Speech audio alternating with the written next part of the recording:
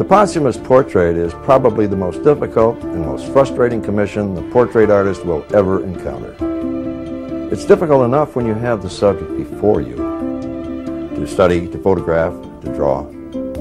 But without that process, you're left with nothing but available photography, usually inadequate, and perhaps the descriptive comments of family and friends.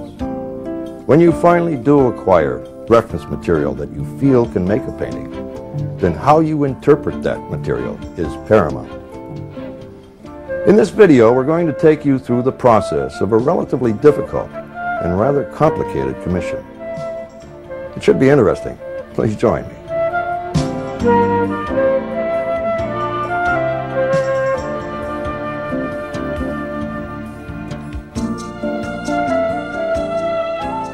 This painting is commissioned by Ford. Edsel Ford called me and wanted me to do a portrait of Henry Ford first and Dr. George Washington Carver for dedication of the new library at Tuskegee University.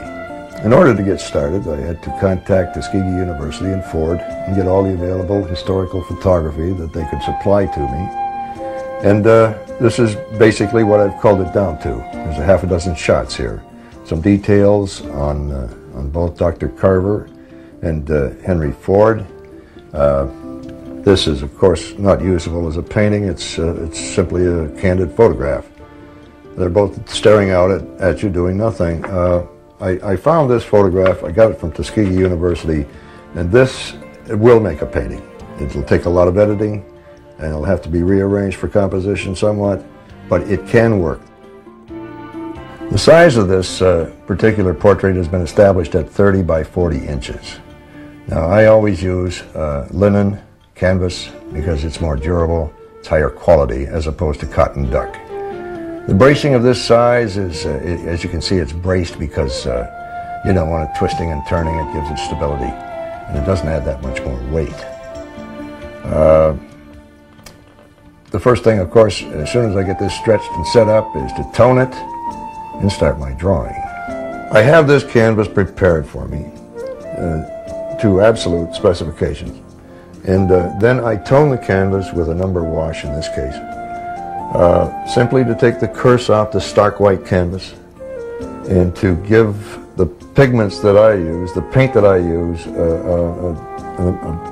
something to marry to, because this is the same paint that I use to make the painting. And it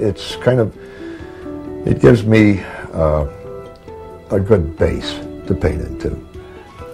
A full day has been spent on this drawing, taking careful measurements, locating the heads particularly where you want them so that they work together, taking all this clutter from the table of my copy. It's just not artistically valid.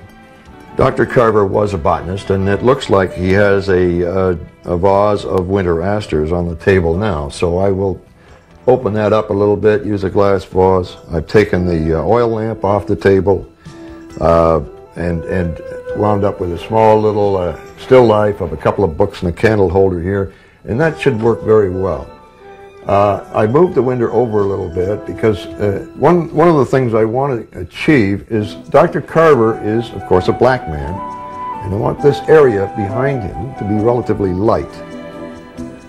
And Henry Ford has a very light complexion, and I will put him against a dark wall, and that should bring each of them out from the painting.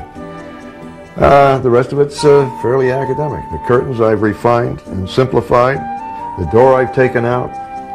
I've closed them together a little more than my copy shows, make it slightly more dynamic. And now that the drawing is basically there, I will start first laying in the darkest of the dark values. What I'm doing right now is laying in the darkest values, the blacks of the painting. And that gives me a basis to key the rest of the values to. And this is basically just nothing but underpainting. None of this will remain, or very little, if any, will remain. It's like painting a wall, you know. The idea is to use the biggest brush you can. This is Of course, at this stage, it doesn't really matter that much. The value is the intensity of the amount of light that is striking the color. How light or how dark the color is. Value, to me, at this point, has nothing much to do with color, although color is important. There's a color intensity that has to do with the composition, and there's also the value, the amount of light that strikes the surface of the area. I'm not concerned about the